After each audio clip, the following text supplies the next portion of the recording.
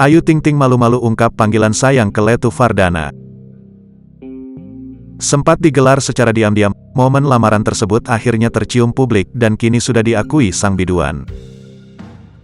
Lantas hubungan Ayu dan sang tunangan pun jadi sorotan, bahkan turut membuat kolega Ayu yakni Ruben Onsu penasaran.